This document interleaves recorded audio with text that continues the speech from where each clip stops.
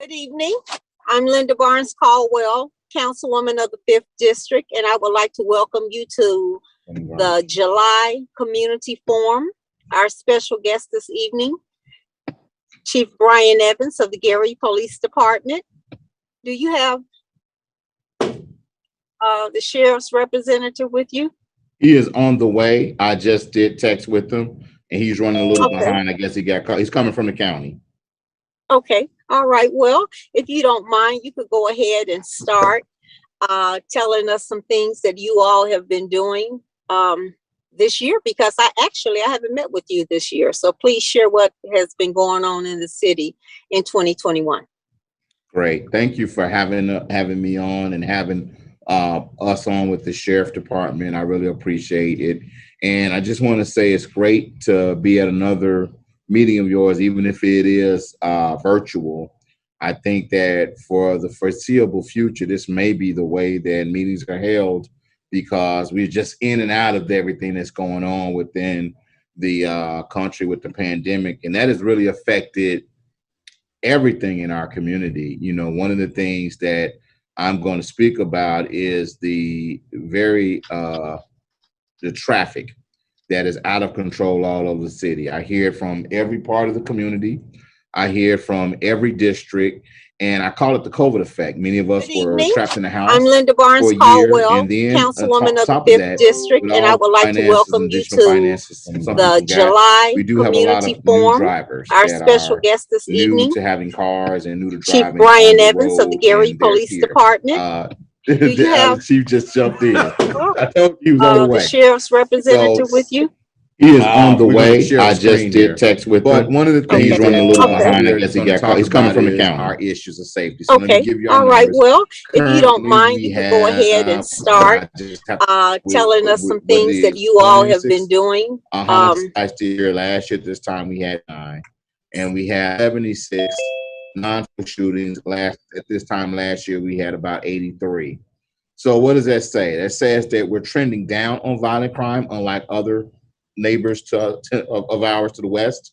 But that does mean that violence is still part of our community, and it's everywhere. Violence, this is probably, last year was the most violent year that the United States has recorded in over a decade, and that's just the facts of the matter. We have more guns in this country than we ever had. And from January to June of last year, this country sold 4 million guns to 4 million new gun owners. And Indiana gave out more gun permits in 2020 than they ever had. And as of Thursday, you don't even have to pay for it anymore. You just get them. Right. So, yeah, with the new legislation that came out July 1st, we no longer are able to even charge people, even for our internal processes or fingerprinting, to get a gun permit. And that's a compromise, because what the legislation wanted was they wanted to have what they call a gun, not gun free, but constitutional carry. Where if you have a driver's license, you can have a gun with absolutely no background or no check or anything else. And I think that's coming our way. So we have to be mindful of that. But on top of that, we've had some significant strides on the police department. We still have a challenge with our capacity as far as our numbers, but we have had a lot of positive things with hiring. We've hired 8 new officers, and we're going to be hiring an additional 2 this month. And we're possibly, our plan is to hire another group in October for the January Academy. So we're hiring. We do have candidates coming in, and we're bringing them in and hiring them as soon as we can. I can say that the class that we have now is the most diverse group of officers we've had in a while, both demographically and age-wise. They're probably some of the healthiest group that we ever had. We believe that we're going to break records at the academy. We're going to dust the county and everybody else that has people at the academy with the run and everything else. And the police department has its first officer of Middle Eastern descent. We have a Palestinian candidate who's a Gary resident. He actually went to 21st Century School here and ran track for him. So we have a very diverse group. So those are some of the positive things. You all know that we have some new vehicles, and council has been all over that, but we're really happy to have them. We need more, because I want to get those 40 Crown Vics out the fleet. I say that every time I talk to a council member, and I'm going to keep saying it. So Those are things that are going on with the police department. We also are incorporating new technology. You know, with the American Recovery Grant that's coming out, we have some ask of the administration for some technology. So when you're smaller, you have to work a little bit smarter. So some of the things we're going to ask for are some license plate readers, which we're getting ready to beta test throughout the city. License plate readers helps us catch stolen vehicles. They just read plates. They don't do facial recognition or anything like that. We're investing or going to asking for some camera pods, and the camera pods will be throughout the city, so we can actually do some backup and real-time viewing of the cameras, just like they do in Hammond. And the way we want to do that is in a tiered effort. So if we can buy, let's say 10 as an example for this year, and have a plan to add on to that in 3 years, every year we add 10 or 15. By the time you get to your third year, you can have 45 or 50 cameras throughout the city. And as you continue the program for another 2 years, you can have 75 or 100. That's how our neighbors to the west did it in Hammond. They started with a very small amount and they tiered it up. So that's some of the things that we've done. Along with the camera systems that we're doing, we're trying to get some technology to help us deal with the gunshots. Unfortunately, in many communities, people don't even call in when they hear gunshots. We become desensitized to it. We become used to hearing it, and we don't think anything's going to happen. But unfortunately, we need you to call, because the dispatch can only send us to the shots if they have enough calls to actually pinpoint it. And I'm not asking anybody to put themselves in jeopardy or to actually call and say where it is. But if you just call us and let you know you hear shots next door or on the street, that helps us tremendously. But along with those technology asks, we're also trying to incorporate. Can you hear me? Yes. Can you hear me? You see about the cameras. Are you gonna put anything on 22nd years? I can't hear it at all. Are they anything like on the north side brand? Miss Carey, we can't understand you right now, but if you go ahead and let Chief Evans finish, I'll give you an opportunity to ask questions just in a few minutes. Okay. Yeah, I couldn't hear her. I think she asked about cameras and where they will be placed. I'm not going to divulge where they'll be placed because we haven't even actually vetted where we'll place them. But when that does come out, there will be probably discussed in our public safety forum is the locations in the city, and they will be evenly distributed. We will start with our most busiest areas and try to get our entrance and exits covered. I think that's very important, and move out from there. Is that for dumping, high crime areas, or just in everything? So the license plate readers and the camera pods I'm asking for, both can be used for all of that. They will capture a vehicle entering and exiting an area. We do have a license plate reader that's mobile right now, and we have access to everybody's license plate reader that uses the Motorola system. And it actually has helped us solve crimes and pinpoint when people have gone places, because it can help us determine where the car has been. It can be utilized for dumping. License plate reader just do the license plate, but the camera pods will actually take a good picture and video of the vehicle. But that's the dumping situation is something that the city is talking about, doing a different type of camera system with that, to put cameras out in the areas where people dump. As you know, Councilwoman, that people dump, as an example, over off of 25th and Chase, over the bridge and behind that little flower shop. Colfax. People dump over there all the time, and General Service will go over there and clean it up. And within a day, people have dumped over there again. So the city's answer to that is to put up those concrete barriers. Well, if we did that in conjunction with a camera, it would help, so that if we saw someone in there dumping, we could cite them. And we spoke about that in the meeting that we had today in the city about the cleanup meeting of what are the things that we can do so that when we do cite people, you can get them in court and actually do something. One of the problems that we've had in court is that, you actually have to catch a person dumping in order for the judges to feel comfortable with citing them and doing the things that we need to do. I see another question on here about the cameras. So the cameras I'm talking about are going to be quite pricey. They're going to be low lux. They're going to be able to see in all weather, and there's going to be a cloud storage system with it. So I don't know if that's something that community partners can actually help us with, but maybe with the cameras they're talking about what to do with the dumping is something that could be. I don't know that, but that's an administration process. So those are some of the things that we're doing. Those are just some of the few things that we have going. And I'll let Deputy Chief Jenkins, who I'm very glad has joined me, talk about some of the great things that our county partners are doing. Actually, I was just going to let him go on with the meeting and on. And I was going to hope he was going to carry us out the way. As far as the Sheriff's Department, you know, we partner with all agencies. We do believe that we're one America. We don't believe in separatism. All of our partners, whether Sherrville, Dyer, Gary, Lake Station, the Sheriff Martinez firmly believes that we're all one and that we all work together and we all work together for the good. In any way, any agency that requests our assistance, or in any way we intend to be there as far as being a presence, to be seen, in any way we can help to curb crime. I think we have an excellent partnership with the city of Gary as far as the Metro Homicide is concerned. Our detectives are out there working nonstop as far as to assist to bring those people to justice for the citizens who have had the tragedy of losing loved ones.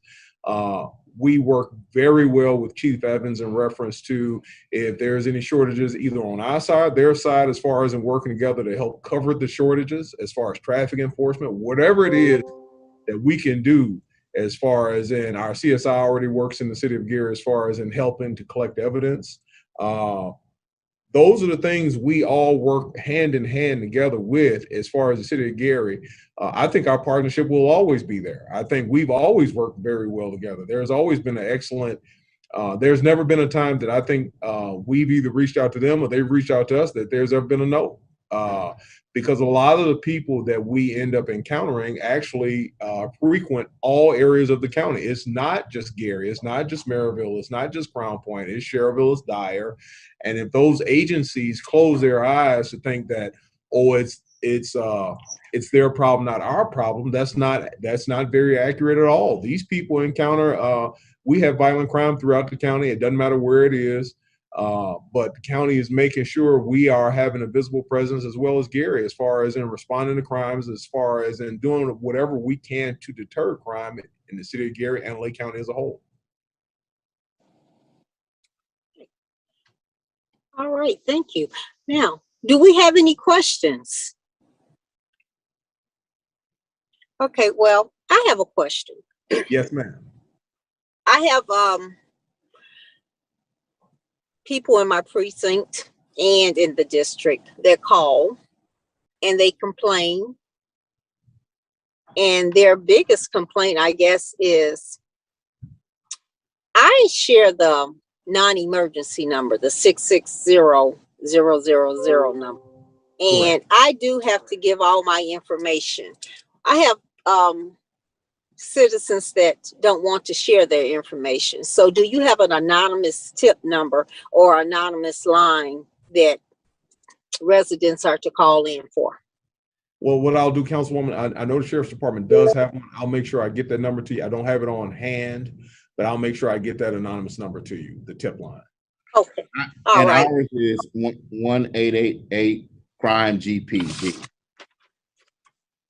You said 1-888 crime GP.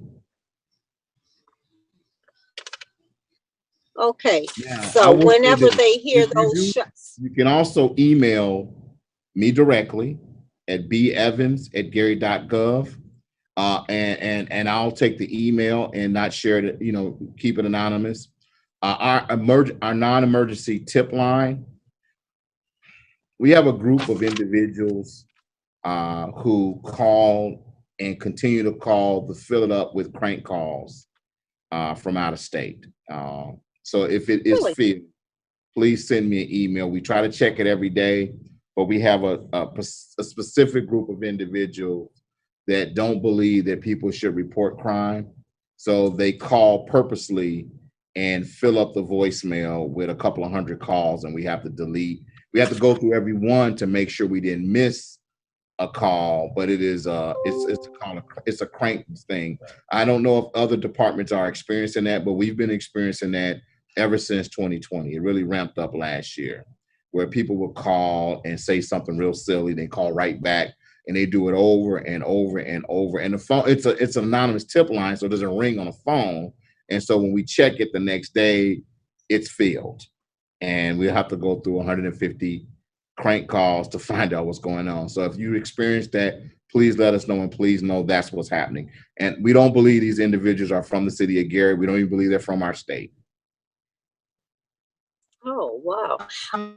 I have a question.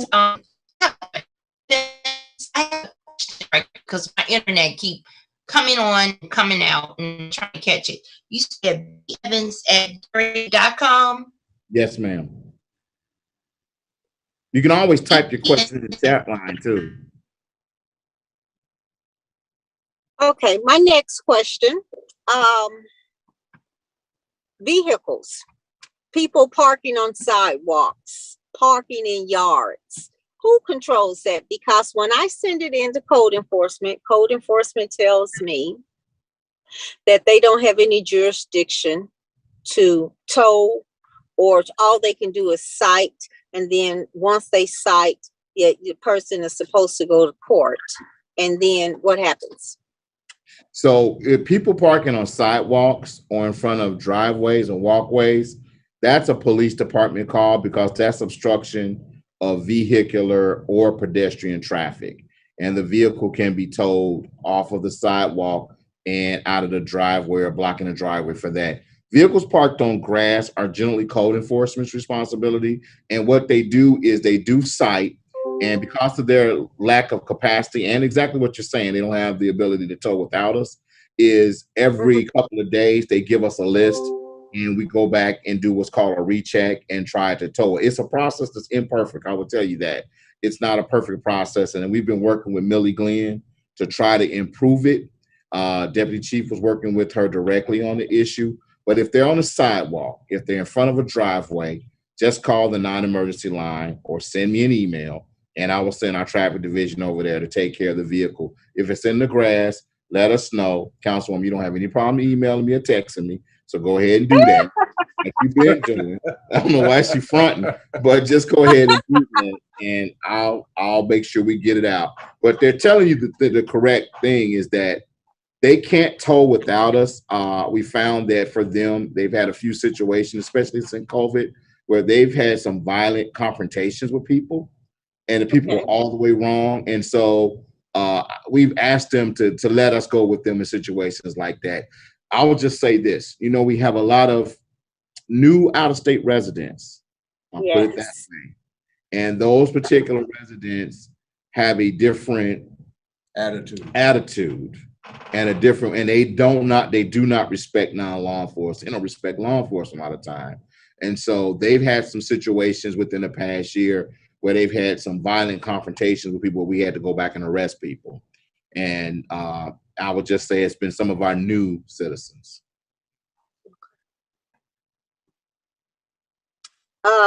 My next question, you mentioned about the law being changed July 1st about firearms, gun permits. So is this what? Yes, is this where this rash of people hopping out of vehicles with assault rifles and everything at service stations, just walking in and out of stores and everything? Is that a part of that? I don't know if that. I don't know if one thing is tied to the other. Yeah, I think they're completely independent problems. Yeah. Okay. We've actually had a couple of great arrests recently with the individuals walking in and out of service stations. Because the individual we arrested in the last 2 times, they shouldn't even had a firearm. They were convicted felons. Right. And they had automatic pistols. They shouldn't have even had them. The problem is the mindset that, first of all, that that you always say if you're not correct, why do you draw attention to yourself? That you do something that brazen to go into a gas station with an automatic weapon. The attendant to the gas station don't call the police. They just see it and don't say anything, and then why do you think you need to have that type of weapon on you to go in and buy some Gatorade or something like that? And people that own private property can restrict. You have the ability on private property to restrict firearms on your property, even if you have a valid gun permit. It's like any business. If it's a private property, they have the right to say no firearms allowed inside. They do have that right. Like Walmart could say no firearms, and guess what? Your permit really is like if I went to Chief Evans' house and he said no firearms allowed in my house, I can't sit there and say, man, I got a gun permit. No, he has the right to tell me no, it's private property. Can you see the chat?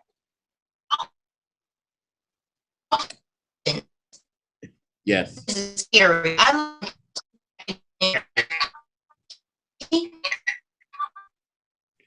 Yeah. Will community partners help buy cameras, and how much are they? I maybe she didn't hear it when I said it, that with the particular cameras we're talking about, they're going to be very expensive because they're going to come with cloud storage and some capability, and we have to incorporate a contract with the company this is going to be a large project. But the cameras that they're talking about getting to help with some of the code issues, I think those are something that maybe the community partners could actually help with, but I don't have the information on that. That's something that the city IT department is working with code enforcement for. What we had before for dumping was actually hunting cameras, and they take great pictures, they work in low light, and they actually worked, and they're fairly inexpensive, and you can get up to 15,000 still images and videos a month. I think that's what they're talking about, and that's something that maybe the community can help with, but not for the program I'm talking about. Our license plate readers will cost about $8,000 to $10,000 each, and that's not, it doesn't include the storage. You know, Gary had Can you hear me? cover millionaires. Hello. Hey, Councilwoman, the chief was also telling me, as far as in helping make the citizens, we were talking about it before I left, and I don't know if the chief covered it or not, that there was a grant out called Operation Greenlight that was based out of Detroit, that for a lot of these businesses, as far as the camera was concerned, and I guess the premise of it is that the camera generated a green light, so then that way it can act as a deterrent. So anybody patron comes in and they see that camera, they see the green light, they know they're being recorded. So that might be something also that might be worth delving into, especially as far as a grant, to see if these businesses can go could go into this Operation Greenlight to help with the cameras to curb some of the violence that's occurring at the gas stations. You know, the recent case that we had with Mr. Broadnax, it's no secret that that case was actually solved by great police work, but also great video. Correct. From the business and other businesses, and actually other areas of that area, that cameras are really the new way of us actually solving crime, and we're becoming a more surveilled country. Correct. And we're becoming a country that going to have cameras everywhere, and no one has right of privacy outdoors, so you can record anything you want.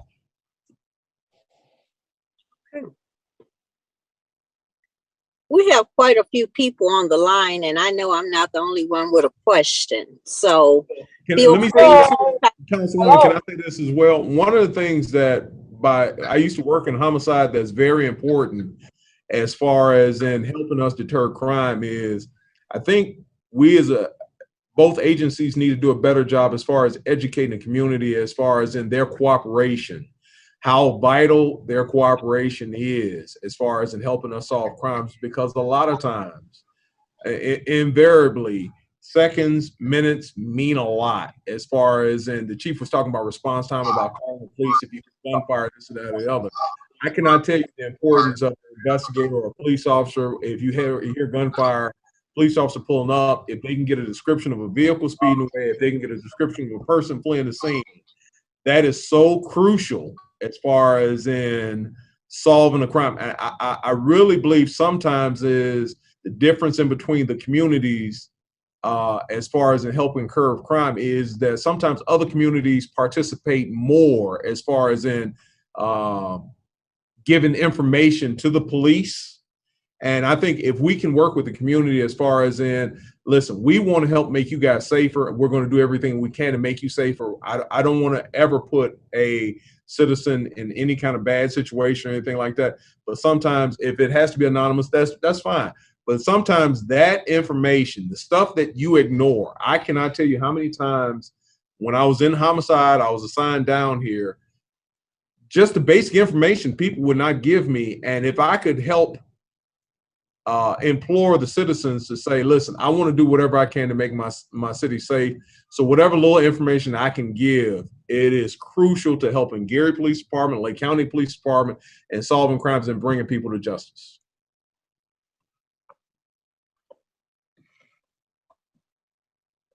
Okay.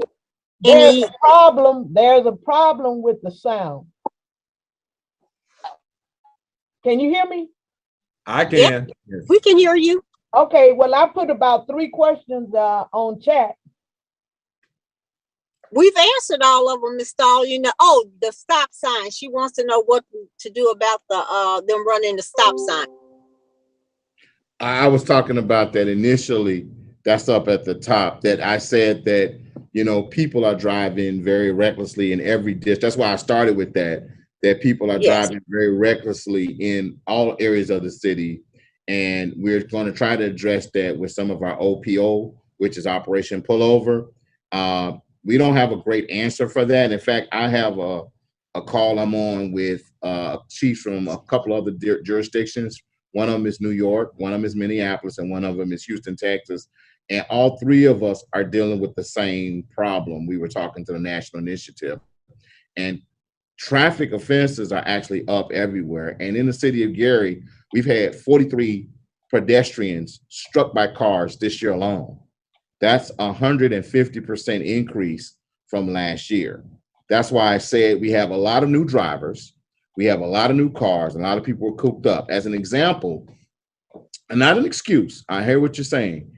Our auction, our first city auction that we had this year we sold everything that was there and it was packed. I can't tell you the exact number, but I think we auctioned off over 400 cars to people because people have some more disposable income with the American Recovery Act that gave them extra money and some of the stimulus money that was given to them, and people really need transportation. So we're trying to address that, and there's going to be like some type of national plan with that driving issue, because I don't know if they've experienced it throughout areas of the county, but every time I drive around, I stop somebody. There is. You know, I stop people all the time.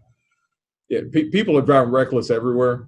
We just have to remain vigilant as far as inciting these people. And to be honest with you, I do believe some of them are the Illinois drivers. And I'm not trying to pile on Illinois. I promise you I'm not. They drive differently and they act differently. Yeah, they turn all the way. You're on the right side of the street and you're turning left. You're going to turn past me and I'm in the turning lane on the left side. Right. Oh, yeah. Okay. Yeah, the only way to deal with that is enforcement, giving out tickets. Yep. That's the only way to try to change their behavior. And I'm being premature, but I'm going to mention it. So East Chicago just had a really great blitz for their out-of-state plates. I've talked to their chief to try to see how they did that and what they did. We're going to try to duplicate some of that here with making our residents get their plates. One of our issues is that the person that leases or rents the property is not always listed on the lease, so they kind of wiggle out of the being a resident. You know what I'm saying? Whereas we're trying to address that. So we're going to try to see how East Chicago did their last blitz and try to duplicate something over here before the end of summer. But isn't it required that after, 30 days, 60 days? I used to remember, it's either 60 or 90 days, you're supposed to become a citizen of this, wherever you are. And you can't tell me every day you just over here visiting, because at some point, you need to, a good example for you all, even with the wheel tax, like I said before, start at the schools. Because I'm at Bethune, and when we had the graduation, it was either a paper plate or Illinois plate, and that's just how it was. Yep. It's just unbelievable. Ms. Starling has a hey. She has a question about hanging out in front of establishments. And I know the answer to that from you. It's up to that business owner to call the police and let them know that they're loitering, and you all will come. But if Yeah. the owner doesn't call you, you're not going to come. Mhm. Yeah, I've said this before and I'll say it again, is that we don't want to criminalize homelessness, poverty, or drug addiction. But we do want to respond to loitering and illegal activity. And one of the things that we encourage our business owners to do is don't give him a broom and a garbage bag today and give him a job and then get mad tomorrow when he comes and begs. Either employ him every day or call us whenever they come, and so that we can deal with it. And that loitering and homelessness is an issue that is actually increasing in Indiana. I went to Indianapolis a couple of weeks ago to see my grandbaby for the first time in a year, and we stayed downtown. And I was actually a little shocked by the amount of people hanging out and loitering and basically homelessness in downtown Indianapolis. It's not unique to our community. It's everywhere. It's not an excuse, but we do need the business to call. In 2021, the police have to have a reason to have contact with citizens. We need that.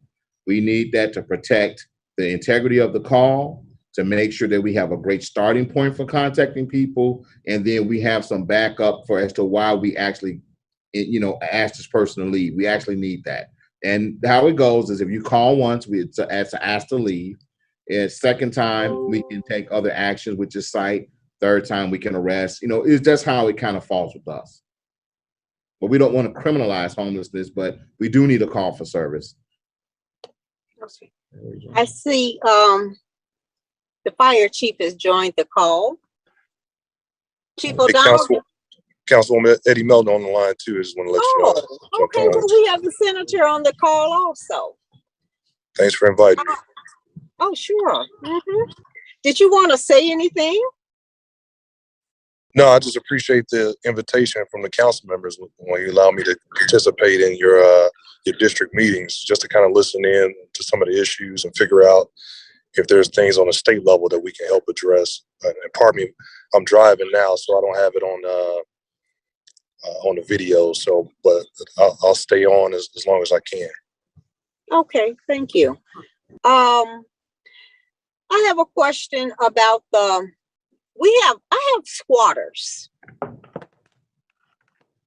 What can you all do? I know that because I guess the issue more so is with the people who own the property. So the question is squatters on property? Are you talking about illegally on property? Yes. I have squatters in my neighborhood that frequent the drug house and then go into the abandoned houses.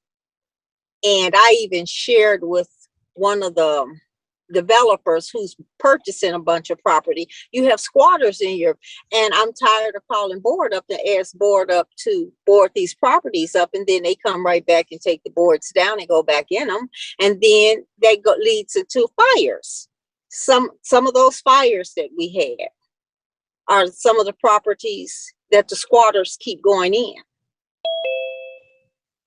Well, I know part of the problem probably too for law enforcement, especially coming out of the pandemic, the jail, as far as misdemeanors like trespassing and stuff like that, they were, as far as misdemeanors, we really weren't taking those people in custody because of the pandemic and the threat to the jail. So a lot of those misdemeanors were not being housed at the time. So as far as in sight, I don't know how the city responds to them. A lot of times we have to remain vigilant as far as making sure our officers get out there, remove them from the property, secure it. And then we have to stay vigilant on our officers to make sure that those people who have been removed from property, that they periodically check that property to make sure they haven't returned. Even if you have to go as far as into now with the pandemic slowing down and now misdemeanors now being available for the jail as far as inciting or charging with trespass, whatever it is. But it's an ongoing cycle that we always have to fight. I'm sure Gary has the same problem where it's a nonstop issue. I don't see an end to it, but it's a constant. So just like the Deputy Chief said, we have had misdemeanors such as that were not being taken. We can't take those or couldn't take those people to the jail. And the court calls that will be associated with if we cited a person for not loitering, but those type of misdemeanor crimes, those court calls are very backlogged because of the pandemic. And even right now, that's something that will be seen in city court. So no longer do they have a 200 and 250 court call for a docket. It's down to 40. And it's just, we're backlogged on dealing with those type of issues. But that's why I mentioned criminalizing the issue. The underlying issue is drug addiction and homelessness, which, like, if we push them out of that house, which we have no problem doing, they're going to go somewhere. They're going to go right up the street to the business and hang out, and they're going to go to another house overnight. So that's not a fix. Solution. Yeah. I ain't trying to kill him. Let me see. The fires that we had, did you all ever find a solution or found out who was doing them or anything? It's an ongoing investigation. That's all I can really say about it. That's really all I can say about it is that. Okay. Yeah. Okay.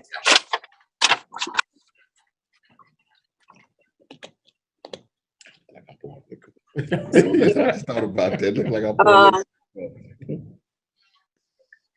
what's happening with mental health, and are the courts cooperating with the police department? That's pretty much it. You answered, but yeah, those were the questions. I would say yes. At the Sheriff's Department, we have some qualified mental health professionals that work with us that we use on a basis. We have one gentleman. He was prior military, but I thought he had issues that we would have our paraprofessionals talk to. And a lot of times, I think those people who need mental health had been people were ignoring them or disregarding them. I think that's an ongoing issue. That's something that we need to focus on. A lot of times it's not necessarily, I don't think we should criminalize them necessarily. Sometimes people just need help.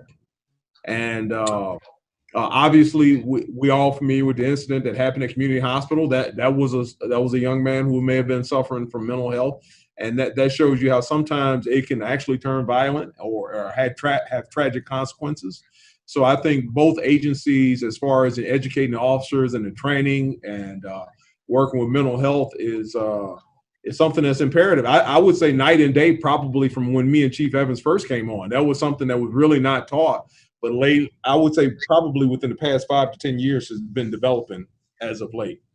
So it's funny you mentioned that, because today we had a meeting at City Hall with our Police Reform Commission that the mayor impaneled, and that was one of their objectives, to try to impanel the police department to deal with the mental health. But we've actually, that is not a criminal issue. There's crime associated with mental illness, but that's not an issue that we can deal with through law enforcement. So one of the things that we are going to reinstitute is having officers trained in critical incidents. That means they're going to be trained in how to recognize when a person is having a mental or emotional problem, and then how to get that person a proper help. But more importantly, is going to be a community component to what you're asking, because more often than not, a person is dealing with a mental health crisis.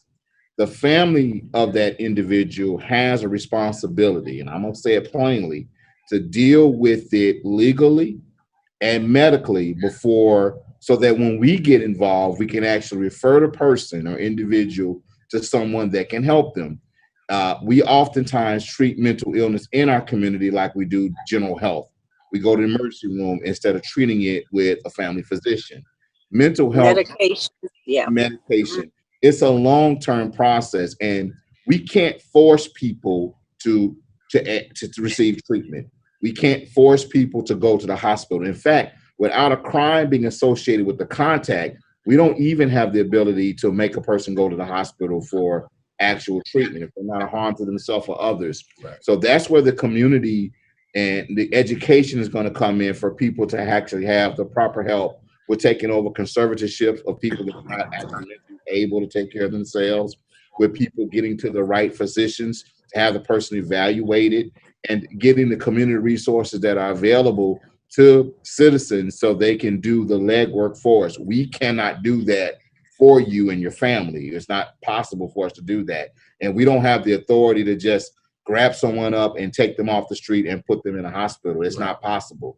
We don't have that authority. So that's the issue. It's not so much the court. I think it's going to take some education within our own community so people will take more control over. Like you said, it's a different issue now than when we came on. But so is how our community feels about pets. I think our community is very pet friendly right now. That came through education. You know, they came through people getting involved and learning about proper pet care and everything, and taking care of our people that are dealing with mental health crisis is going to be the same thing. Hey, Councilwoman, can I add a little bit to that? You can. I have a question. Question, Officer Evans. Yes. You hear me? Yes. I was wondering, you talked about the lights that we supposed to be having. And I was wondering, are they going to be on 22nd and Pierce? You got a lot of feedback. The lights, you said, or cameras?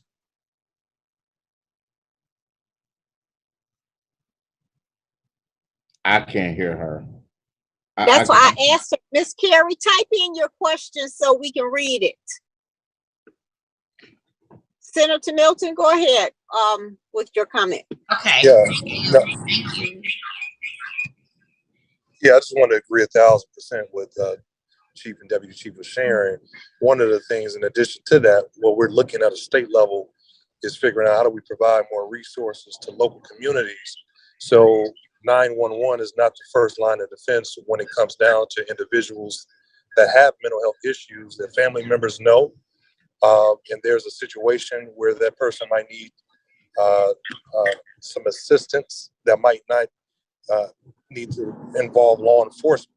Because sometimes that we've seen nationally and sometimes even regionally, sometimes that call, if law enforcement is not aware that that individual has a mental health disorder, it can oftentimes bring harm to that individual, to those around them, and even sometimes the officers. So figuring out how do we help fund mental health professionals and a mental health hotline that can be more accessible to family members and folks that are looking to get assistance for individuals with mental health is something that we're going to keep looking at. I know myself and members of the Black Caucus, when we talk about and work on police reform, that's one of those key pillars that we're looking at. So just want to make sure I share with the group that on a state level, that's something that we can continue to push. All right, thank you. Miss Carrie wants to know about cameras being on. So within the next year or so, they're going to be demolishing the what I call the traditional part of that area, and GHA had cameras within that area that they're going to repurpose for use for the city. We haven't decided how we're going to use them. They're not like the ones we're going to purchase, but that's a decision that's going to be made. I don't know where we're going to put cameras, but that area on 22nd and Pierce is going to be dramatically different within a year, and we'll have to evaluate what goes on with there. I think your area is actually right for some traffic enforcement and license plate reader. Okay. What do you mean about license plate issue? LPRs or license plate readers are pretty much they're like devices who can, when people go by, like if let's say you got a car that's stolen It can read the plate. It reads the plate and let you know if the car is stolen. It can let you know if the owner of the vehicle is wanted.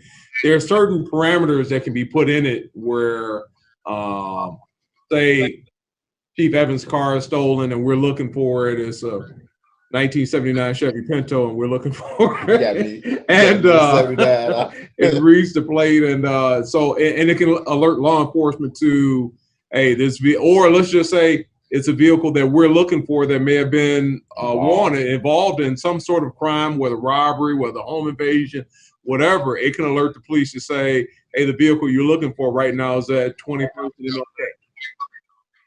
That's what an LPR is. That's what we call a license plate reader. Okay, I have another question. There is a homeless man in our community. And can you read?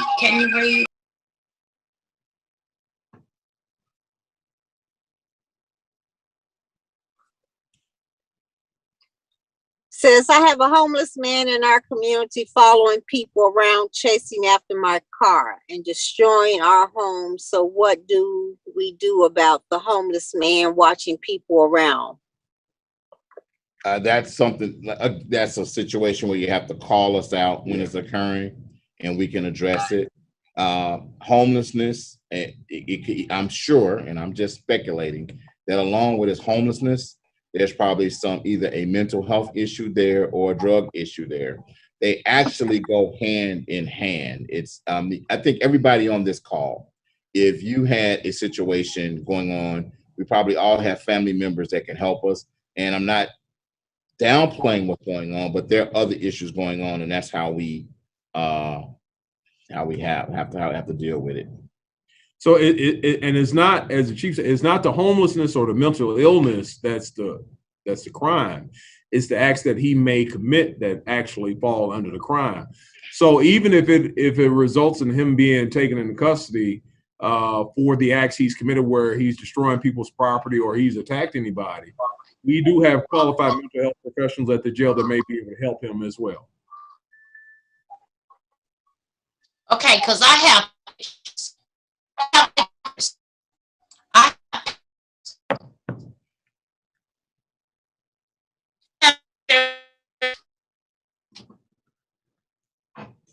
She may have to. Yeah, you may have to type it. You have to send it in the chat again, Miss Carrie.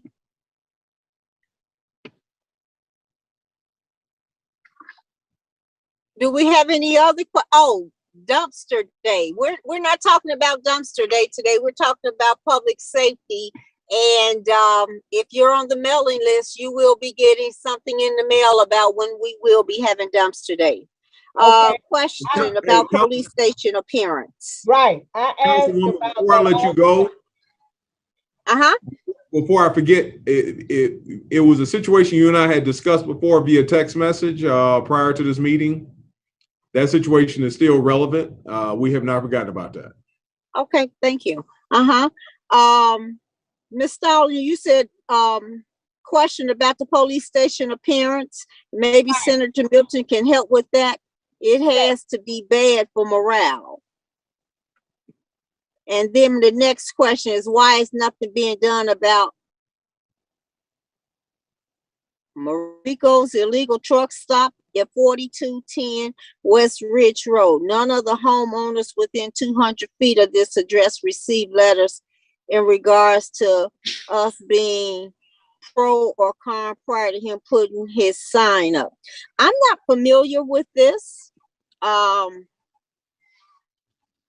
West Ridge Road, I'm not familiar with it. And if it didn't need to be rezoned, that would be the reason why. But that's not public safety either. That's zoning and planning. You should contact the zoning office or the planning chairperson, which is Councilman Brewer. So going back to the police station with the morale. I would defer to Senator Melton, but as you know, this is a repurposed hospital. It was never designed for the purpose that we're using it for. And we've been in this building since 2003. I would love to see a new purpose-built police station from anyone who will provide it.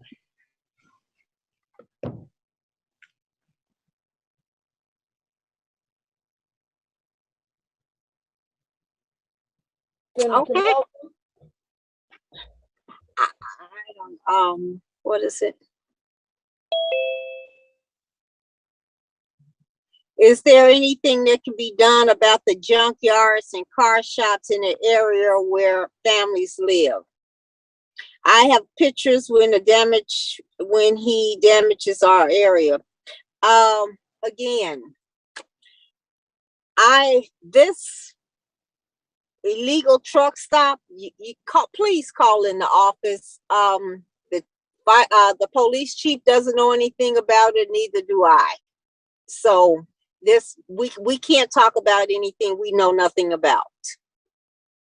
219-881-1315 is the council office, or we can call the law department and ask the questions to them about what you're talking about.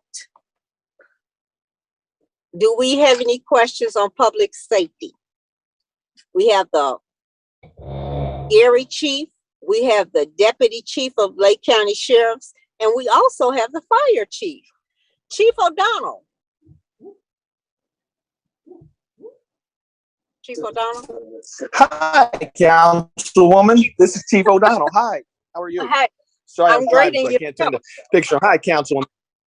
Great. Hey. Would you like to Thank share you for having me on. us? I just appreciate you having me on. As you know, the carbon monoxide detectors, we're doing that for the senior citizens.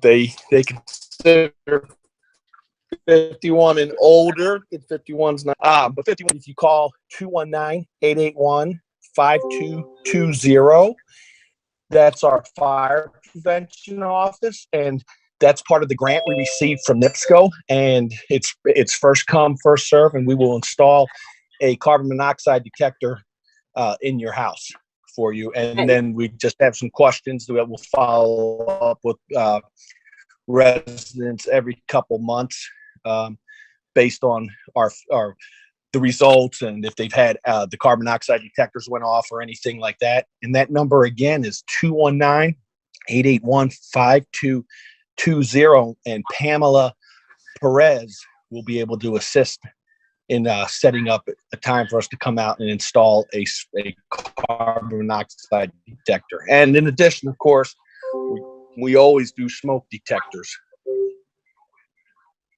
Okay, and the smoke detectors are for any citizens that own their houses? Yes, smoke detectors for any citizen that owns their house. Okay, and the carbon monoxides are for senior citizens 51 and up? Yes, ma'am.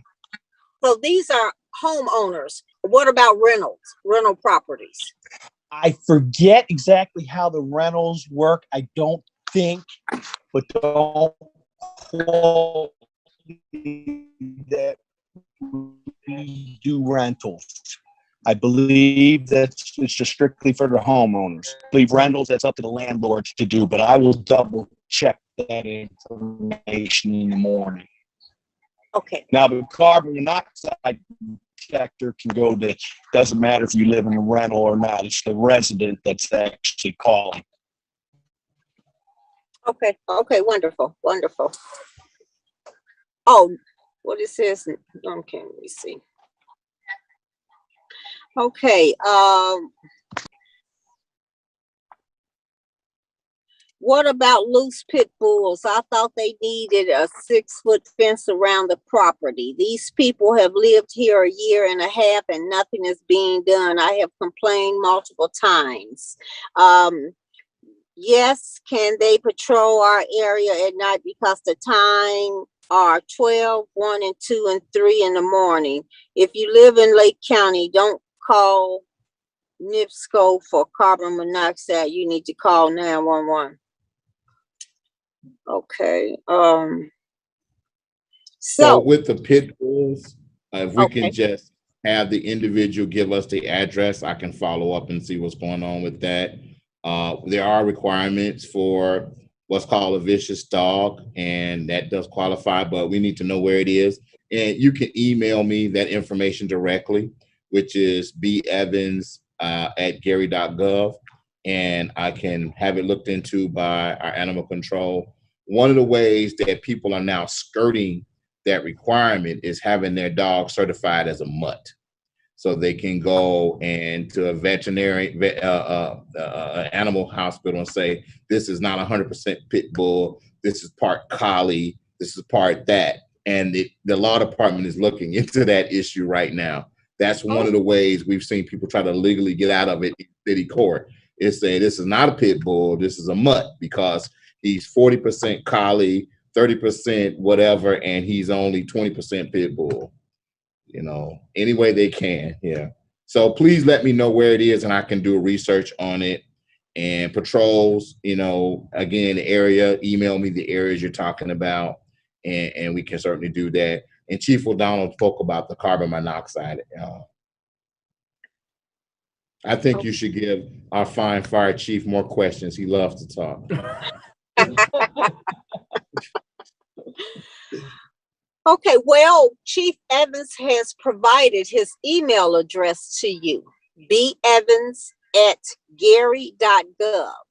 So the question about the junkyard, you can send that to him. Or like I said, I really think that question needs to go to the law department so that they can take a look at because if it was stipulations made on their property or whatever, I'm sure they'll be able to answer it. But right now I can't answer it, and neither can the chief. Deputy Chief Jenkins, what I know you all have jurisdiction over the whole city, but Lake County, the sheriff, pretty much, what do your area, you cover everything? You all are muted.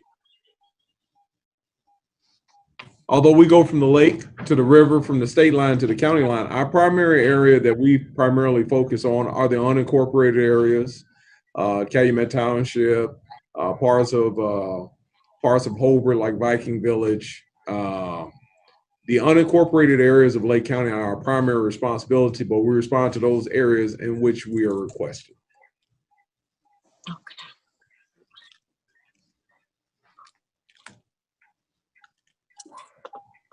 We have quite a few people on here. I need some more questions that we can answer.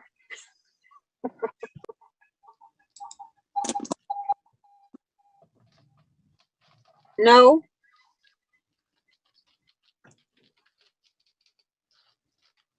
Okay, well, I see we have one of our precinct committeemen on here, Linda Collins Brown. Ms. Brown, do you have anything that you want to add or ask?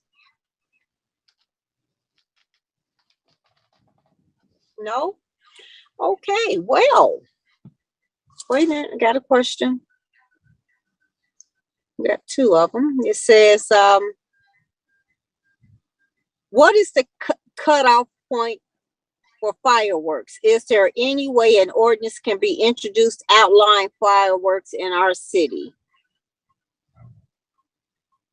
I don't know about the ordinances. We don't have, the county does not have ordinance that I know in reference to fireworks that I'm aware of. And noise complaints, which fireworks are, would be something that you would have to call the non-emergency line about. But I said this on WLTH last Thursday. This is a time of year where we receive hundreds of calls about fireworks. It happens every year. Indiana is very free with fireworks. They sell them to everybody, and they're going to pop them. And it is a misdemeanor. It is nothing that's really, it's not enforceable where the police are going to take anyone to jail. If we go there enough times, we can cite, but you have to call us for that. And that is not a call that at this time is something that is one-off. We've gotten dozens of those calls every hour since before the 4th of July, and probably will go on the rest of this week. I do understand how big of a nuisance it is. It keeps everybody up. So they're very scary, and they terrify the elderly. They terrify children. And I don't like them at all. I can't stand fireworks. I think they're very dangerous. Okay. Well, Chief Evans, Chief Jenkins, Chief O'Donnell, Senator Milton, I thank you all so much. And I would really like to thank the residents. Wait a minute, I got a question. The citizens of Gary for coming on here. What is the law about the tint on the cars? It's scary when they pull up beside you and you can't see who's looking at you. And the next one is, are all the fire departments fully staffed? Okay, the tent rule is 35%. That's the max you can have, 35%. If it's darker than that, then they can be cited for it. Okay. And what about the fire station, Chief O'Donnell? Can you ask that last, I'm sorry, Councilwoman Caldwell, ask that last question to me again. Are all the fire stations fully staffed? The ones that are open, yes, ma'am. Do we have any that are closed? Yes, we do. We have one in Tolliston that's closed right now. So we're in the process of hiring 20 firefighters. So hopefully that'll give us some relief. As you know, we've been short for a few years now, and we're trying to build the staff back up. So yes, I do need to open up some more companies, and that'll be based on manpower. Okay. Was someone finna ask the question? Yep. Ms. Brown? Yes, ma'am. Can you You hear have me? I can. Okay. I was trying to send it. I was having a problem.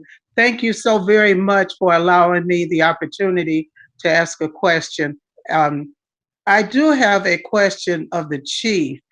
I get a lot of complaints about the young people with the loud music, speakers in their vehicles that are larger than the trunk of the car. And a couple of folks have complained that that loud music affects their pacemakers. But now these folks, these young people are like sly foxes. So I know that the police need to hear them in the act. They need to hear the music. But what happens, or what are the alternatives when the police come up and they kill the music? So that falls under the misdemeanor witness rule, where we legally have to observe it in order to take action on it, or we would have to have a person that would be willing to testify that this happened and occurred at a time. And we generally, as a rule, don't put people in any type of jeopardy of that for a misdemeanor, but we have to observe it. And to what Chief Jenkins has said earlier, with the courts being unlimited capacity and having limited dockets, like I said earlier, I don't know if you were on, they're only doing about 40 to 45 a court session in Gary, and they said they won't go back to full capacity for a very long time. That's a misdemeanor ticket, and that has to go forth through that process.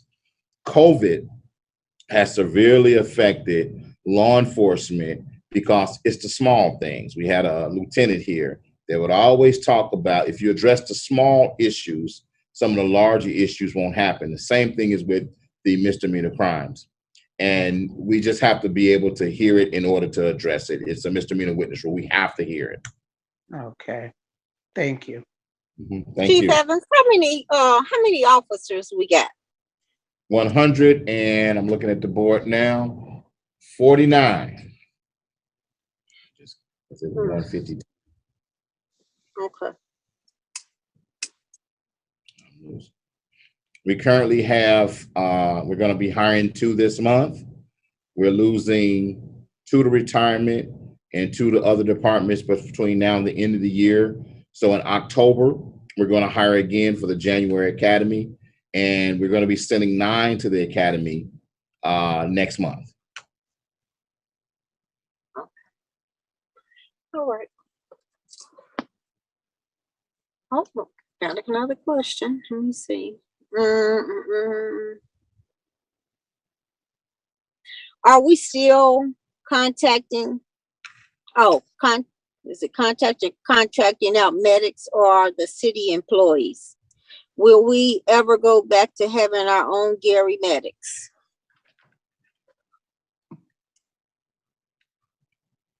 So I wanted you to see my face for a second, Council. I just pulled over and got inside. We do have our own Gary medics right now. Our medics are not contracted medics. They're all Gary medics.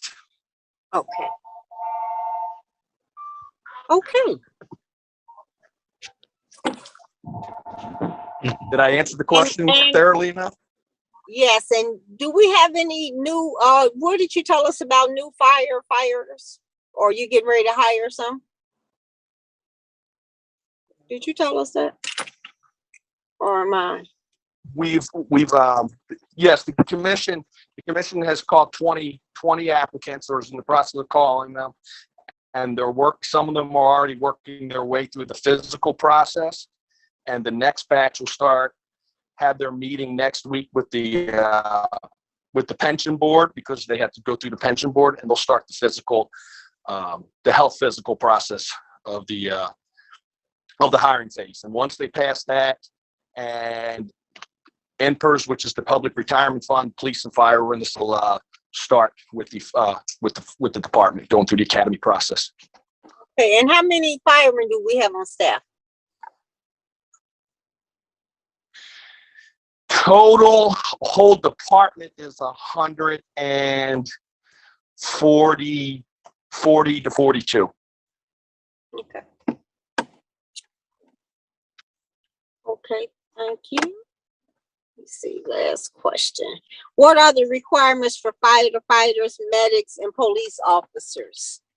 I can answer that one. You don't have to be a resident of the city of Gary because of the state statute. I do know that one. So I'll go first. And for police, you have to be at 21 older, under the age of 36, unless you have full-time military active duty status, which allows you to come into our system at age 39. Those age requirements are mandated by the state because of the retirement pension fund that we have to get people in. And so if you have no military or not active duty military, the cutoff day age for you is 36. You have to be hired before your 36th birthday. If you are active duty military and have been serving, the age is 39. It just took effect last year. You don't have to be a resident, and that is because of the state statute that allows officers to live anywhere.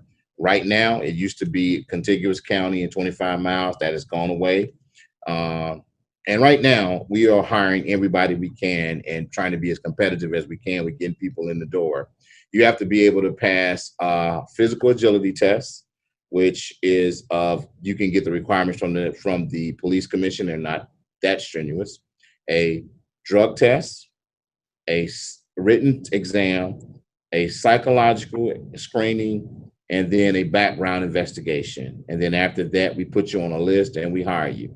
The Gary Police Department has hired everyone qualified and on that list in its entirety for the past 6 years. If you make our list, we have hired you. There's not a single person we've skipped over, and we've exhausted those lists upon maybe 1 or 2 swearing ins, because the pool of people applying for law enforcement right now, because of everything that's gone on for the past 5 years, is quite low. It's not a whole lot of people applying to be the police anywhere. And then, so we have to take the candidates we get. The 8 that we just hired came out of a pool of 101.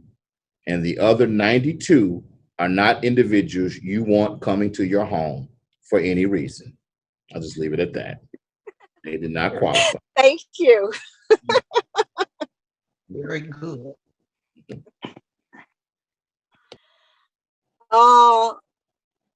If any police or firefighter fighter, or medics need to rent a home in Gary/Calumet Township, there are 2 houses for rent next door to me. So that's FYI, if you're just looking to be closer to your place of employment. It's a few homes out in Calumet Township that's available. I don't know if we actually talked about the requirement for firemen. I'm waiting for Chief O'Donnell. Yeah, I'm waiting to hear what their requirements are. I'm gonna be nice. That's dirty.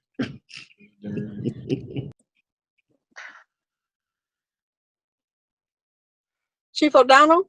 You're muted. Oh, Councilwoman, that's pretty nice about that person saying that because they know how much you love residency. Yes. But we do want the best qualified. There's quite a few qualified in Gary, and we actually give preference on the fire department. I'm not sure as the police department does to Gary residents, but, and a lot of cities do that too. I'm sorry for Chief Evans. You know, he's wanted to be a fireman at heart his whole career, and we kind of gave him an honorary little badge, junior fireman's badge. I take them, but our requirements are pretty much the same. You have to take a written exam. After you pass the written exam, then you take a physical agility test, and that consists of quite a few obstacles to see if you're claustrophobic, dragging hose, raising ladders, being on a stair climber for a certain length of time, and so we do all that, and after that, they rank you the Civil Service Commission. So you have to go through the Civil Service Commission, just like the police department, to get your application at. The Civil Service Commission will rank you. And then basically now what we're doing, I will hopefully, with the council's help too, I will exhaust. We have 42 people on the list, and hopefully by next year, I'll be able to hire all 42. So I've already going through 20. Hopefully next year's budget, I'll be approved for at least an additional 20. If not sooner, and we will hire everybody off of that list. And same as the chief said, we want people of good moral character and good backgrounds, and we'll put you through the academy. It's roughly a 16-week academy. And you have to become, once we hire you, you have to become an EMT, which we will put you through that end of the training. And then you get your rest of your fire search. You have to maintain your EMT status your whole career. Thank you. All right. Any other questions? Oh, we got one. What does it say? Oh, the houses that are available for rental are in the 5th district on the north side of Ridge Road next to a big horse farm. So if you're interested, I guess you could call the council office and we could go from there. They whoever the resident is, they can call in and leave that information if needed.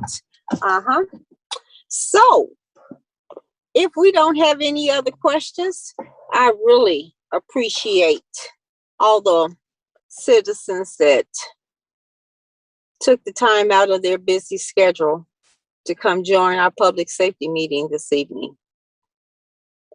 Chief Evans, Deputy Chief Jenkins, Chief O'Donnell, Senator Milton, thank you all. Thank you all. Thank you for what you do. We appreciate you. If I can be of any assistance, please give me a call. Again, thank you all for entertaining me today. Have a good evening. Thank you, Council.